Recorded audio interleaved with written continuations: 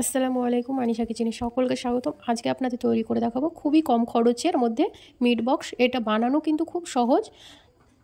আমরা কিন্তু এই মিট বক্সটা বাজার থেকে অনেক দামে কিনে খাই। যদি এটা বাড়িতে বানানো হয় এত কম খরচে, তাহলে তো আর কোনো কথাই নেই। আপনারা কিন্তু চিকেন সসেজ ছাড়াও কিন্তু এই মিট বক্সটা বানাতে পারবেন।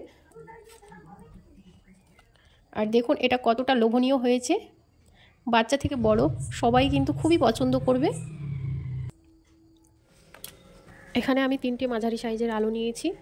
আগে থেকেই ভালো করে বিনিয়ে নিয়ে তারপরে কিন্তু পরিষ্কার করে ধুয়ে নিয়েছি। এখন আমি ফ্রেঞ্চ ফ্রাইয়ের জন্য আলুগুলোকে কেটে নেব।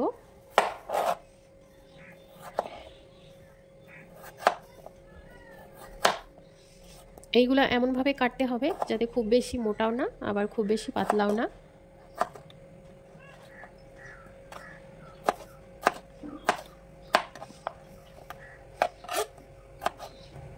একই রকমভাবে সবগুলোই আলু কেটে নেব।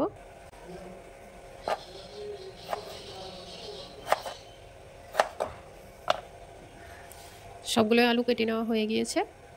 আগে থেকে পানি গরম বসিয়ে দিয়েছি। এখন পানির মধ্যে আলুগুলো দিয়ে সেদ্ধ করে নেব। এই আলুগুলোকে কিন্তু 2 থেকে 3 মিনিটের মতো সেদ্ধ করে নিলেই হয়ে যাবে।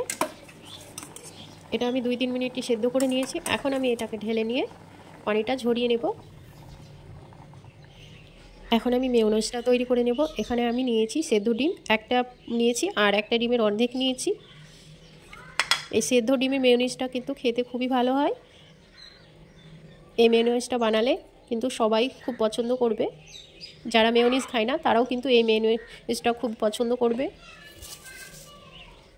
দিয়ে দিলাম গোলমরিচ গুঁড়ো। এবার দেবো চিনি,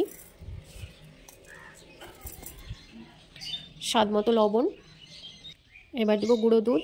একটা 10 টাকা দামে গুঁড়ো দুধ নিয়েছি, আমি পুরোটা দিয়ে দেবো। গুঁড়ো দুধ দিয়ে নিয়েছি। এখন দিয়ে দেবো সাদা তেল। এবার দেবো টমেটো কেচাপ। 1 চা চামচ পরিমাণে দিয়ে দেবো ভিনিগার। সামান্য পরিমাণে দেবো পানি।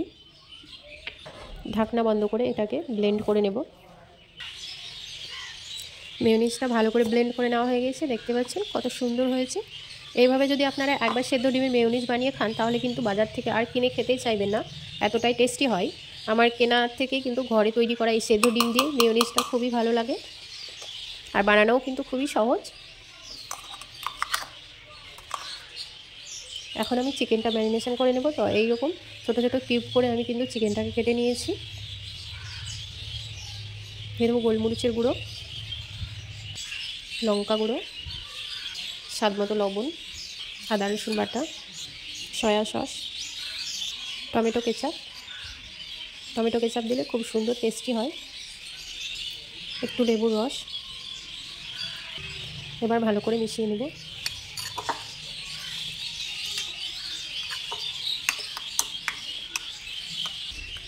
চিকেনটা ভালো করে ম্যারিনেশন করে নিয়েছি। এখন দিয়ে দেবো সেদ্ধ করে রাখা আলুগুলোকেও আমি কিউব করে কেটে নিয়েছি।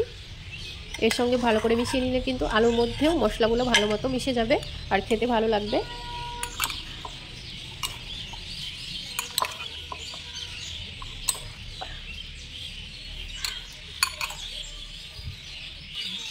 ভালো করে মিশিয়ে নিয়েছি আর এখন এটাকে ঢাকনা দিয়ে ঢেকে একটা সাইডে রাখবো।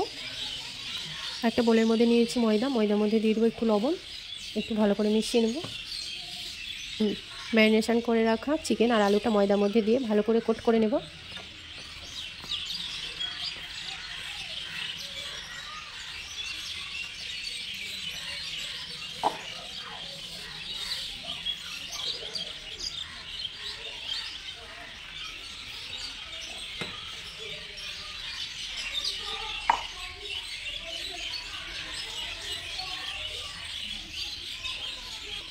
চিকেন আর আলুটাকে আমি আলাদা করে নিয়েছি। আগে থেকে কড়াই তেল দিয়ে তেলটা গরম করে নিয়েছি। এখন আমি আলুগুলো দিয়ে ভেজে নেব।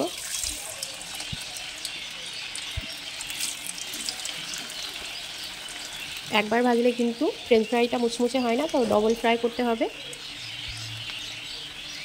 প্রথমে আমি সবগুলো দিয়ে ভেজে নেব। এবার আমি এগুলোকে তুলে নেব। আরও একবার কিন্তু এগুলোকে ভেজে নিতে হবে। এগুলো কিছুটা ঠান্ডা করে নেওয়ার পরে কিন্তু এগুলো ভাজবো। এবার আমি দিয়ে দেবো কোটিং করে রাখা আলু।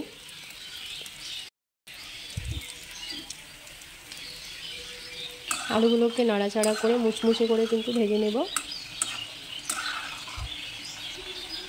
ভাজা হয়ে গিয়েছে, এখন আমি তুলে নেব। এবার আমি চিকেনগুলোকে ভেজে নেব।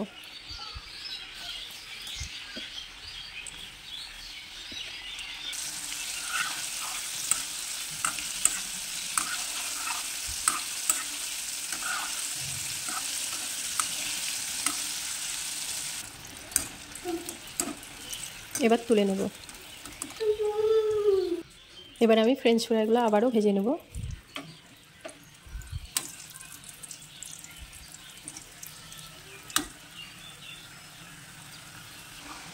এবার তুলে নেব। সবগুলোই ভেজে একটা প্লেটে কিন্তু তুলে নিয়েছি। এখন আপনাদের তৈরি করে দেখাবো মিট বক্স। এইভাবে করে কিন্তু আপনারা ফ্রিজে সংরক্ষণ করতেই পারেন, যখন মন চাইবে ফ্রিজ থেকে বের করে ভেজে নিলে হয়ে যাবে। তো আমি এখন মিট বক্সটা সাজিয়ে নেব। নিয়ে নিলাম পটেটো ফ্রাই, ফ্রেঞ্চ ফ্রাই আর চিকেন ফ্রাই। এবার আমি উপর দিয়ে একটু বিট নুন ছড়িয়ে দেবো আর দিয়ে দেবো তৈরি করে রাখা সেই মেয়োনিজ, আর উপর দিয়ে একটু দিয়ে দেবো টমেটো কেচাপ। দেখতেও ভালো লাগে, আবার খেতেও কিন্তু দারুণ লাগে। এই লোভনীয় এই মিট বক্সটা কিন্তু বাচ্চা থেকে বড় সবাই খুব পছন্দ করে। আপনারা কিন্তু এইরকমভাবে বাচ্চাদের তৈরি করে দিতে পারেন, আবার টিফিনেও কিন্তু এটা দেওয়া যায়। তো এই রেসিপিটা কেমন লেগেছে অবশ্যই কমেন্ট করে জানাতে ভুলবেন না। ভালো লাগলে একটি লাইক করবেন, পাশে থাকা বেল বাটনটি অবশ্যই ক্লিক করবেন। যখনই নতুন কোনো ভিডিও আপলোড করবো সেইমাত্র আপনাদের কাছে নোটিফিকেশান পৌঁছে যাবে। সকলেই ভালো থাকুন, সুস্থ থাকুন। আল্লাহ হাফেজ। আজকে পর্যন্ত দেখা হচ্ছে নতুন কোনো রেসিপি।